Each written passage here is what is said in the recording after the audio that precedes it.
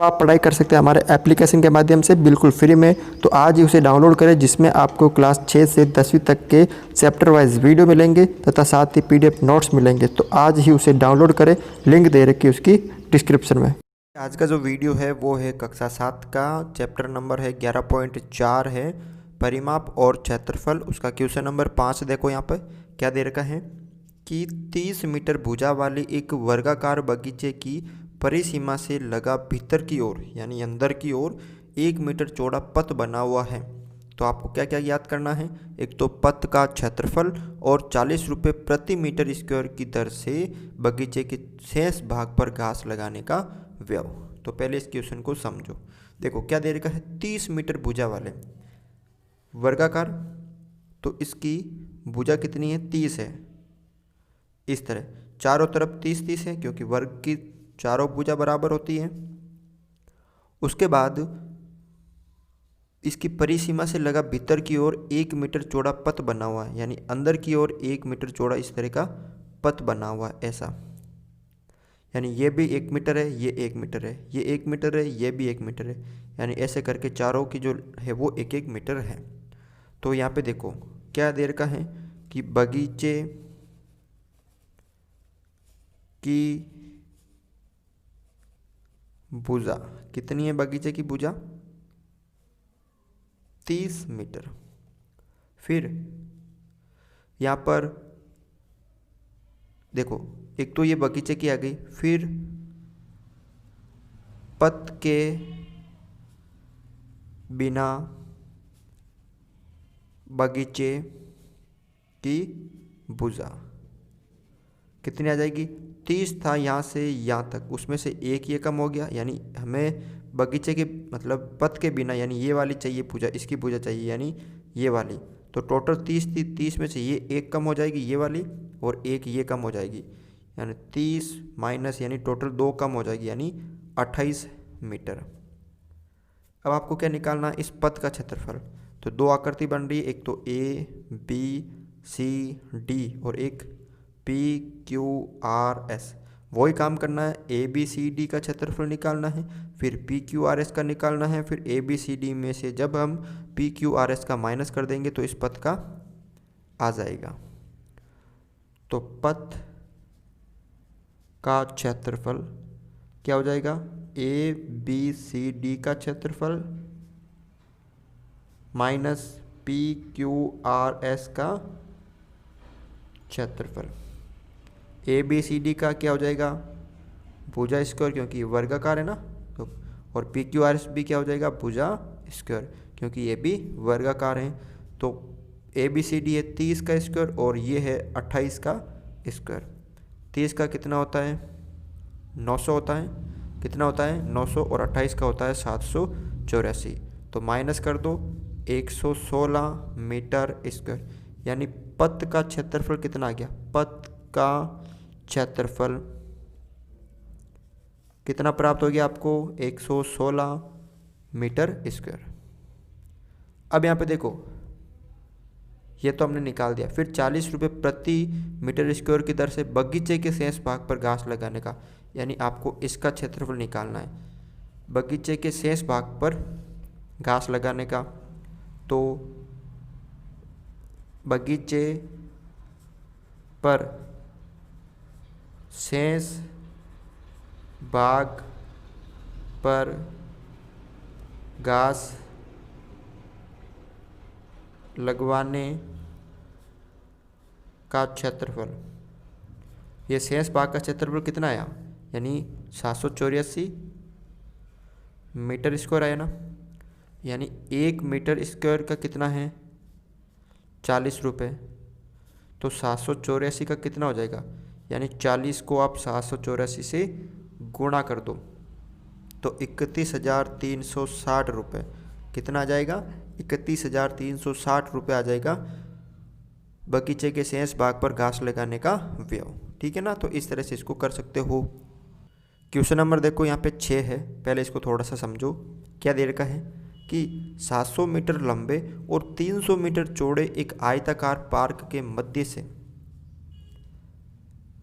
यानी 700 मीटर तो लंबा है और 300 मीटर चौड़ा इस तरह का, ये 700 मीटर हो जाएगा, ये 300 मीटर हो जाएगा, के मध्य से होकर 10 मीटर चौड़े दो पथ बने हुए हैं, एक इस तरह, जो कि एक दूसरे पर परस्पर लंब और चौपड़ आकार के, यानी इस तरह के, ये चौपड़ आकार के इस तरह के दो पथ बने हुए हैं। ठीक है, तो आपको प्रत्येक पथ का क्षेत्रफल याद कीजिए तथा पार्क की भुजाओं को छोड़कर पार्क के शेष भाग का क्षेत्रफल भी ज्ञात कीजिए। ठीक है, तो यहाँ पे देखो क्या करना, सबसे पहले उत्तर को हेक्टेयर में भी दीजिए। तो अब यहाँ पर आपको ये दे रखे हैं दो पथ, इसका नाम दे दीजिए पथ नंबर 1, पथ नंबर 2। तो पहले सबसे पहले क्या लिखना आपको, यहाँ पे लिख लेते हैं पार्क की लंबाई कितनी है, 700 मीटर, और पार्क की चौड़ाई 300 मीटर। ठीक है, उसके बाद यहाँ पर देख लीजिए, सबसे पहले दोनों रास्तों का निकालना है ना, दोनों रास्तों का। तो ध्यान से देखो, आपको क्या करना है, नाम दे दीजिए पथ 1 और पथ 2। ध्यान से देखिए, पथ 1 की लंबाई, पथ 1 की लंबाई यहाँ से लेकर यहाँ तक कितनी है, 700, और चौड़ाई ये वाली कितनी चौड़ा है, ये 10 मीटर। ठीक है, तो यहाँ पर चौड़ा है 10 और लंबा है 700, तो पथ 1 का क्षेत्रफल, ठीक है, कितना आ जाएगा, 700 इंटू 10, यानी 7000 मीटर स्क्वायर। इसी तरह पथ 2 की लंबाई, 2 ये वाला है तो लंबाई ये हो गई 300 और चौड़ाई वही 10 मीटर, तो क्षेत्रफल कितना हो जाएगा इसका भी 300 इंटू 10, यानी 3000 मीटर। अब यहाँ पर ध्यान से देखो, लेकिन यहाँ पे एक, जब हमने इस पथ का किया और जब इस पथ का क्षेत्रफल किया तो ये वाला भी आ रहा था, और इस पथ का किया तो ये वाला भी आ रहा था, यानी ये जो भाग है ये कितना है, 10 10 10 10, ये 2 बार आ रहा है। तो दोनों रास्तों का क्षेत्रफल अब क्या होगा, जो रियल में, एक तो 7000 प्लस 3000, इसमें से मैं इसका क्षेत्रफल माइनस कर लूँगा, यानी 10 10 10, यानी भुजा स्क्वायर हो जाएगा ना, यानी 10 का स्क्वायर, तो ये हो जाएगा 10,000 माइनस कितना हो जाएगा 100, यानी 9900 मीटर स्क्वायर। अब आपको उत्तर को हेक्टेयर में भी देना है, तो मैंने आपको बताया है कि मीटर स्क्वायर को जब हेक्टेयर में बदलते हैं तो उसके अंदर 10,000 का क्या लगा देते हैं, भाग। तो ये किस में बन गया, अब हेक्टेयर में बन गया। 2 0 से 2 0 कट गया, पीछे 1 2 0 है तो 2 संख्या के बाद पॉइंट लगा दिए, 99 के पहले पॉइंट लगा दिया, यानी 0, ये बन गया आपके क्या, हेक्टेयर। ये तो दोनों रास्तों का आ गया। उसके बाद क्या दे रखा है अगला, कि रास्ते को छोड़, यानी इस रास्ते को छोड़ शेष भाग का क्षेत्रफल। तो क्या है कि रास्ते को छोड़ शेष पार्क का क्षेत्रफल कैसे करेंगे, कि यानी इनका करना, ये 4 जो अलग अलग दे रखे हैं, तो पहले मैं अगर इस पूरा पार्क का कर लूँ, यानी पार्क का क्षेत्रफल पूरे पार्क का ज्ञात करूँगा, तब इन रास्तों का भी आ जाएगा और इन चारों का भी आ जाएगा। फिर मैं क्या करूँगा, दोनों रास्तों का मैं माइनस कर दूँगा, रास्तों का क्षेत्रफल।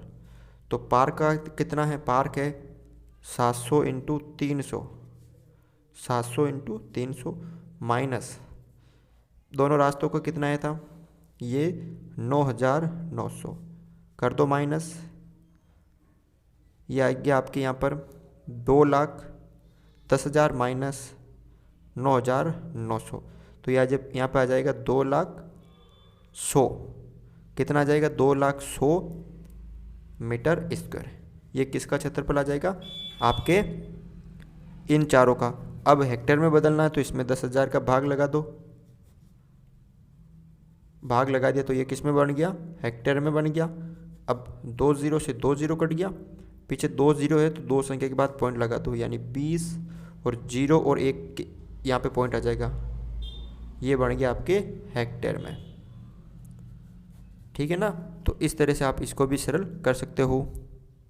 क्वेश्चन नंबर 7 देखो, यहाँ पे क्या दे रखा है कि 90 मीटर लंबाई और 60 मीटर चौड़ाई वाले एक आयताकार मैदान में 2 पथ बनाए गए हैं जो भुजाओं के समांतर हैं। सेम जो भी क्वेश्चन नंबर 6 था वैसा का वैसा ही है, इसमें वही काम करना। इस तरह ये 2 पथ बनाए हुए हैं और इसकी लंबाई है 90 और चौड़ाई है 60, और एक दूसरे को जब लंबवत काटते हैं तो मैदान के मध्य से होकर निकलते हैं। यदि पथ की चौड़ाई दे रखी है 3 तो ज्ञात कीजिए पथों द्वारा आच्छादित क्षेत्रफल, यानी पथ जो दोनों रास्ते हैं उनका क्षेत्रफल निकालना है।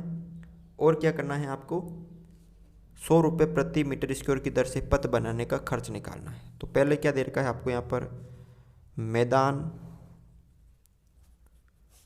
की लंबाई 90 मीटर और चौड़ाई दे रखी है आपको 60 मीटर, और पथ की चौड़ाई कितनी दे रखी है, 3 मीटर। तो अब यहाँ पे देखो क्या करना है, पथों का क्षेत्रफल निकालना है। तो पथ नंबर 1 का निकालेंगे, पथ 1 का क्षेत्रफल, फिर प्लस पथ 2 का निकालेंगे, पथ नंबर 2 का क्षेत्रफल। अब देखो जब मैं पथ नंबर 1 इस रास्ते का निकाल रहा हूँ तो ये वाला छोटा वाला हिस्सा आ रहा है, फिर जब इसका भी निकालूंगा तो इसका भी आ रहा है, यानी ये 2 बार आ रहा है। तो एक बार इसको मैं माइनस कर दूंगा, यानी 3 इधर है, 3 3 यानी -3 का स्क्वायर करके, यानी इसका क्षेत्रफल क्या होगा, भुजा स्क्वायर है ना, तो इसका माइनस कर दूंगा। तो पथ 1 का क्षेत्रफल यानी लंबाई चौड़ाई, लंबाई इंटू चौड़ाई, फिर प्लस पथ 2 लंबाई इंटू चौड़ाई, फिर ये माइनस का 9 इसका क्षेत्रफल है। तो पथ 1 में लंबाई है 90 और 3, 90 लंबाई चौड़ाई 3, प्लस पथ 2 में लंबाई है 60 इंटू चौड़ाई 3 -9, तो ये हो गए 270 प्लस 180 -9। अब आप इनको क्या करो, जोड़ लो, कितना हो जाएगा, 450 -9 यानी 441 मीटर स्क्वायर। ये किसका क्षेत्रफल आ गया, 441 मीटर स्क्वायर, यानी पथों का क्षेत्रफल कितना आ जाएगा, 441 मीटर स्क्वायर। अब हमने ये निकाल लिया पथों का क्षेत्रफल कितना आ गया, 441 मीटर स्क्वायर। अब क्या निकालना आपको कि 110 रुपये प्रति मीटर स्क्वायर की दर से पथ बनाने का व्यय। तो 1 मीटर स्क्वायर पथ बनाने का व्यय कितना रुपए हैं, 110 रुपये। कितना रुपए हैं, 110 रुपये। तो कितना मीटर है टोटल पथ बनाने का व्यय, 110 को हम किससे गुणा कर लेंगे, कितना आया टोटल हमारा, 441, ठीक है। तो हमारा जो आंसर आएगा वो आएगा 48,510 रुपये। कितना आ जाएगा, 48,510 रुपये। क्वेश्चन नंबर 8 देखो कि प्रज्ञा 4 सेंटीमीटर त्रिज्या वाले एक वृत्ताकार पाइप के चारों ओर एक रस्सी लपेटती है, जैसा कि एक आपको दिखाया गया, यानी 4 सेंटीमीटर त्रिज्या वाले एक वृत्ताकार पाइप के चारों ओर रस्सी लपेटती है। इस तरह की चारों ओर एक रस्सी लपेटती है और रस्सी की आवश्यक लंबाई को काट लेती है, जो ज़्यादा रस्सी है उसको काट लेती है। फिर इसके बाद उसी रस्सी को, जो यहाँ पे लपेटी हुई उसी रस्सी को 4 सेंटीमीटर भुजा वाले एक वर्गाकार, जो यहाँ पे जो रस्सी लपेटी हुई है इसी रस्सी को एक 4 सेंटीमीटर भुजा वाले एक वर्गाकार बॉक्स के चारों ओर लपेटती है, ठीक है।